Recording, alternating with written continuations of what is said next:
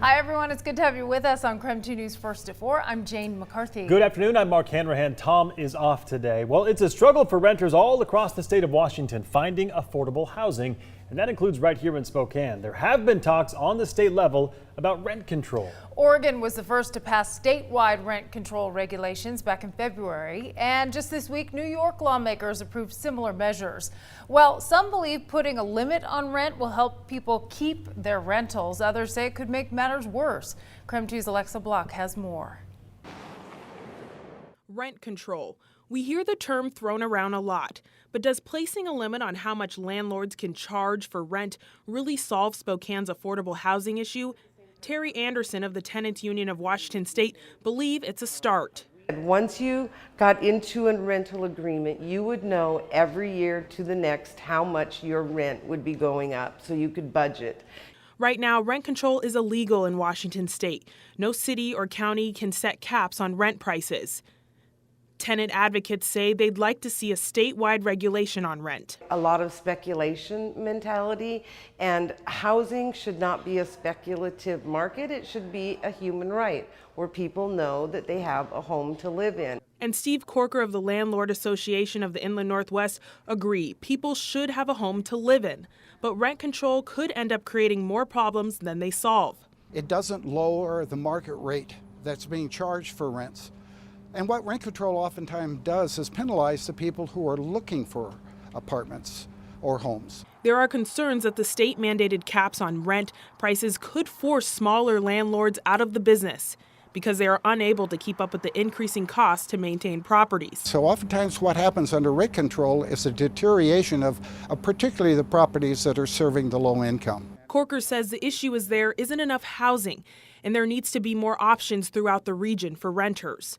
Our local and state leaders have differing opinions on whether rent control would become law here in Washington, but it is definitely part of an ongoing conversation as the state prepares for growth and more people looking for housing.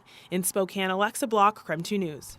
In other news, red flag warnings are in the forecast for parts of central and eastern Washington. It's a combination of strong winds, hot temperatures, and very dry conditions that's raising fire weather concerns. Yeah, those concerns are real. Meteorologist Michelle Boss standing by in the Weather Center tracking what we can expect for the next few days. Michelle.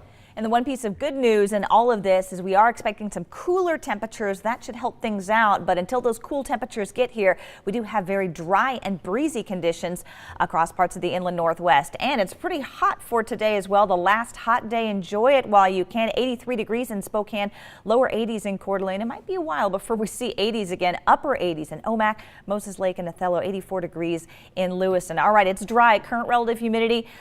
Most places less than 20%, only in the teens in Wenatchee and in the Omak area. And we're starting to see the winds come up just a little bit. 16-mile-an-hour sustained winds in Spokane, but we've had a gust near 40 miles per hour in the last hour. So winds are definitely going to be a factor over the next couple days. Red flag warning is currently in effect for the East Slopes, Wenatchee area, Yakima area, and that goes through Wednesday. And then the rest of the Columbia Basin, including the Spokane area, will be included in that red flag warning for tomorrow, again, due to gusty winds and low relative humidity. Also, a wind advisory for the area shaded in tan there from Wenatchee into Moses Lake for some stronger winds. We could see gusts up to 55 miles per hour. So in addition to the increased fire danger, we could also see some wind damage due to the gusty winds. All right, satellite and radar showing all is quiet as far as any shower activity. Very dry conditions all across the region. Here's a look at the next 3 days. Much cooler tomorrow. Highs only in the lower 70s and very windy. For Tuesday, our best chance for some showers, even colder highs in the mid 60s. And we should start to dry things out for Friday and see highs back up in the lower 70s. Michelle, thank you. In other news, a cell phone and an ominous note could lead to answers in a local murder investigation. Investigators found Arizu Kashifi's body in the freezer of her own apartment. They also found a cell phone they believe belongs to the victim's husband, who is also the suspect in her death. Mark has more on what this could mean for this case. Mark. Yeah, Jane, earlier this month, detectives found Kashifi's body hidden below the false bottom of a freezer in her apartment. And during the search, investigators also found 2 cell phones and 2 cameras. A separate search of the family's minivan found a handwritten note believed to be written by Wahid Kashifi. The note reads in part, quote, "There is a video or 2 videos that you can watch and judge," unquote. The note also includes a cell phone code. Detectives believe this code could unlock one of the 3 cell phones they found and potentially explain what led to Arizu's murder. As for Wahid, he left the country at the end of May, and the sheriff's office is working to extradite him back to Spokane. But first, they have to find him. Jane? Thank you, Mark. Boeing is selling its 737 MAX planes again. The company made the announcement at the Paris Air Show today. The International Airlines Group signed a letter of intent for 200 Boeing 737 aircraft. Now, this is the first sale of those jets since the Ethiopian Airlines crash back in March. If you're planning to head to Coeur d'Alene for 4th of July, be prepared for crowds and more expensive parking there. Event organizers are planning to increase rates for the holiday. Members of the Chamber of Commerce there say it's for a really good reason. Since the event is essentially free, the parking price hike helps offset the cost of fireworks.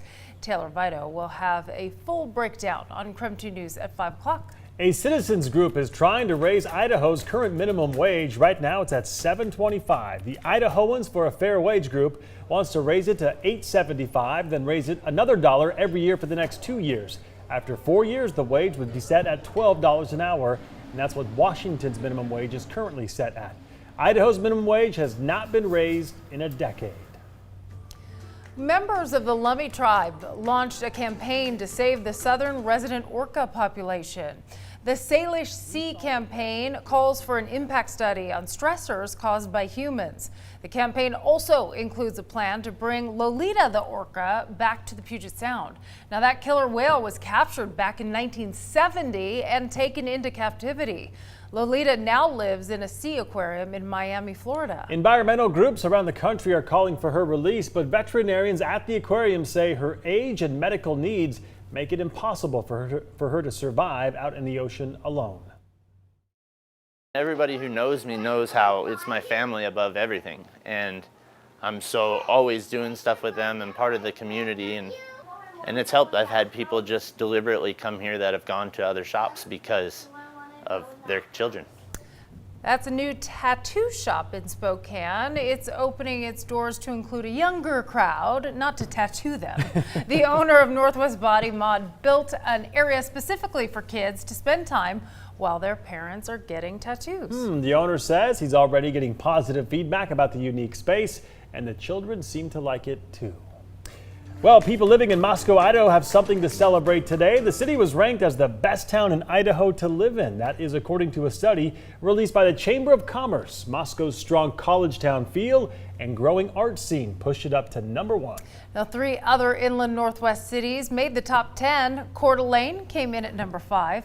The lake and surrounding mountains were strong factors. Post Falls and Lewiston rounded out the list in 9th and 10th place. There you go.